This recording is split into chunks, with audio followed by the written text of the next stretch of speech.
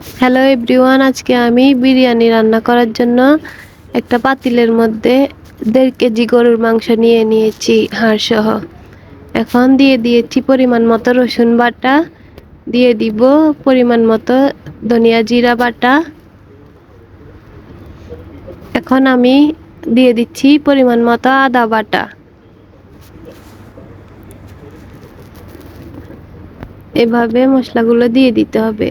দিয়ে দিচ্ছি আমি দারুচিনি এলাচি বাটা। এখন সরিষা বাটা দিয়ে দিয়েছি। সরিষা বাটা দেওয়ার পরে এখন আমি টক দই দিয়ে দিয়েছি পরিমাণ মতো। এই ভিডিওটা স্কিপ না করে সবাই দেখবেন। এখন আমি হলুদ গুঁড়া দিয়ে দিচ্ছি পরিমাণ মতো, মরিচের গুঁড়া দিয়ে দিচ্ছি পরিমাণ মতো, মরিচের গুঁড়া দেওয়ার পরে লবণ দিয়ে দিলাম স্বাদ মতো। তারপরে দিয়ে দিচ্ছি পেঁয়াজ কুচি। পেঁয়াজ কুচিগুলো দেওয়ার পরে কাঁচামরিচ দিয়ে দিচ্ছি ফালি করে।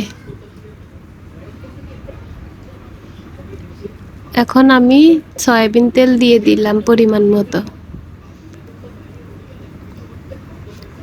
এখন রাঁধুনি রেডিমিক্স বিরিয়ানির মশলাগুলো দিয়ে দিতেছি অর্ধেক।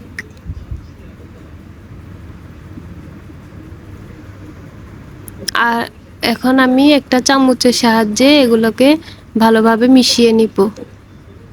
আমি এখানে বিরিয়ানির মশলাটা পুরোটা দিইনি, অর্ধেকটা দিয়েছি, আর অর্ধেকটা আমি যখন চাউলটা দিব তখন দিব। চাউলটা দেওয়ার সময় বিরিয়ানির মশলা অর্ধেক দিলে বিরিয়ানির ঘ্রাণটা অনেক সুন্দর আসে। এভাবে সবগুলোকে সুন্দরভাবে মিশিয়ে নেবেন যেন সব মশলাগুলো মাংসের সাথে ভালোভাবে মিশে যায়। এই ভিডিওটা ভালো লাগলে লাইক কমেন্ট শেয়ার করে দিবেন। আমার মাংসগুলো মাখানো শেষ। এখন আমি চুলায় এই মাংসগুলোকে বসিয়ে দিব। দেখুন চুলার আঁচটা মিডিয়ামে রেখে আমি এই মাংসগুলো চুলায় বসিয়ে দিয়েছি। এখন একটা ঢাকনা দিয়ে ঢেকে দিয়েছি। এখন কিছুক্ষণ অপেক্ষা করব এগুলো হওয়া পর্যন্ত। দেখুন আমার মাংসগুলো হয়ে এসেছে।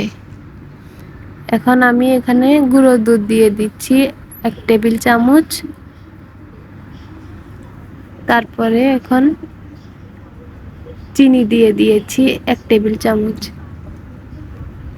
এখন এগুলোকে সুন্দর করে একটা কাঠির সাহায্যে মিশিয়ে নিব।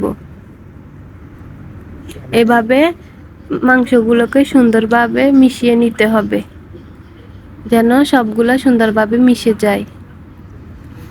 আপনারা আপনাদের সুবিধা মতো মিশিয়ে নেবেন সুন্দর করে। এখন আমি একটা ঢাকনা দিয়ে আবার ঢেকে দিলাম। আমার মাংসগুলো কিছুটা হয়ে এসেছে। এখন আমি এখানে আলু দিয়ে দিচ্ছি পরিমাণ মতো। আলুগুলো সুন্দরভাবে দিয়ে দিয়েছি। এখন আমি একটা কাঠির সাহায্যে সুন্দরভাবে আবার মাংসগুলোকে নেড়ে দিব। এভাবে সুন্দরভাবে নেড়ে দিতে হবে নিচে যেন না লেগে যায়। এখন আমি ঢাকনা দিয়ে ঢেকে দিচ্ছি মাংসগুলোকে কিছুক্ষণ হওয়ার জন্য। ঢাকনা উল্টিয়ে দেখব মাংসগুলো হয়েছে কিনা।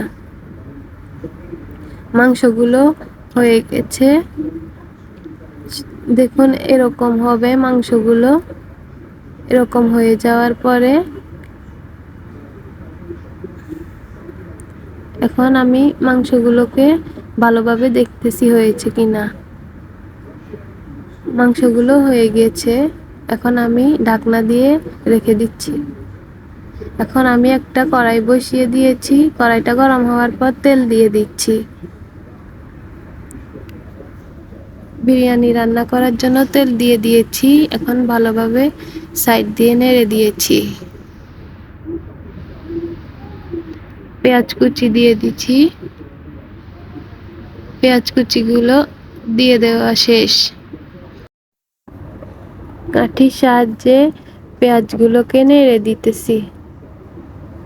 পেঁয়াজগুলো যখন একটু লালচে কালার চলে আসবে তখন মনে করতে হবে পেঁয়াজগুলো হয়ে গেছে। পেঁয়াজগুলোকে সুন্দরভাবে নেড়ে দিতেছি। এখন আমি কাঁচামরিচ ফালি করা দিয়ে দিতেছি কয়েকটা।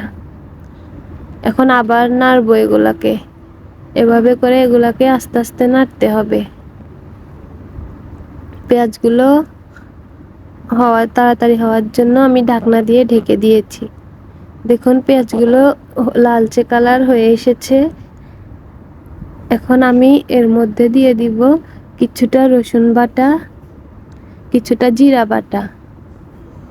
দেওয়ার পরে এগুলোকে সুন্দর করে নাড়বো। এভাবে এগুলোকে মিশিয়ে নিতে হবে পেঁয়াজের সাথে।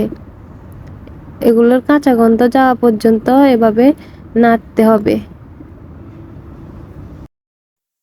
আমি আগে থেকে চাউলগুলোকে ধুয়ে পানি ঝরিয়ে নিয়েছি। এখন যে পাতিলে বিরিয়ানি রান্না করব ওই পাতিলে চাউলগুলো দিয়ে দিয়েছি। এখন আমি একটা কাঠির সাহায্যে চাউলগুলোকে ভালোভাবে মিশিয়ে নিচ্ছি মশলার সাথে। এভাবে মশলার সাথে চাউলগুলোকে মিশিয়ে নিতে হবে। চাউলগুলোকে যতক্ষণ সময় নিয়ে ভাজবেন তত বিরিয়ানিগুলো সুন্দর হবে, ঝরঝরে হবে। এভাবে চাউলগুলোকে সুন্দর করে ভাজবেন। আস্তে আস্তে করে এগুলোকে ভালোভাবে নেড়ে দিবেন যেন নিচে না লেগে যায়। চাউলগুলো ভাজা হয়ে এসেছে। এখন আমার চাউলগুলো ভাজা শেষ। আমি এখন এখানে পানি দিয়ে দিচ্ছি গরম করে রাখা আগে থেকে। গরম করা পানিগুলো দিয়ে দিয়েছি। গরম করা পানিগুলো দিয়ে দেওয়ার পরে এখন আমি একটা কাঠির সাহায্যে নেড়ে দিয়েছি। এখন ঢাকনা দিয়ে ঢেকে দিচ্ছি। কিছুক্ষণ পর দেখতেছি ভাতগুলো হয়ে এসেছে। এখন আমি বিরিয়ানির মশলাগুলো দিয়ে দিয়েছি। যে অর্ধেকটা বিরিয়ানি মশলা ছিল ওগুলো দিয়ে দিয়েছি। এখন একটা ম্যাজিক মশলা দিচ্ছি। আপনাদের হাতের কাছে থাকলে দিবেন, না থাকলে দিবেন না। এখন টেস্টিং সল্ট দিয়ে দিয়েছি কিছুটা পরিমাণে। পোলাও পাতা দিয়ে দিয়েছি 2টা পরিমাণে। এখন লবণ দিয়ে দিয়েছি কিছুটা পরিমাণে। এখন এগুলাকে একটা কাঠির সাহায্যে ভালোভাবে মিশিয়ে নিতে হবে।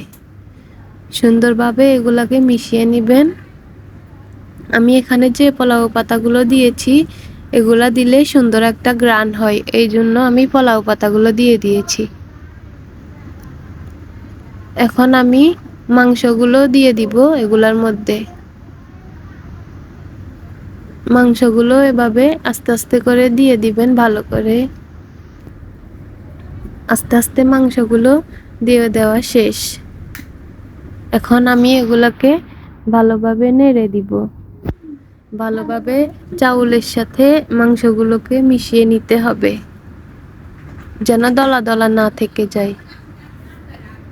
এভাবে সুন্দর করে মিশিয়ে নিতে হবে। আজকে আমি চট্টগ্রামের ঐতিহ্যবাহী আখনি বিরিয়ানি রান্না করতেছি।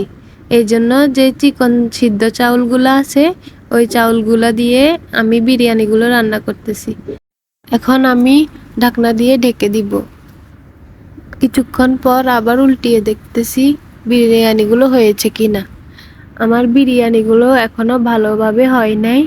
আমি এগুলোকে নেড়ে দিতেছি, ভালোভাবে মিশিয়ে নিচ্ছি। এভাবে ভালোভাবে মিশিয়ে নিতে হবে যেন নিচে দিয়ে না লেগে যায়। সুন্দরভাবে এগুলাকে মিশিয়ে নিতে হবে। বিরিয়ানিগুলা সুন্দরভাবে মিশাতে হবে।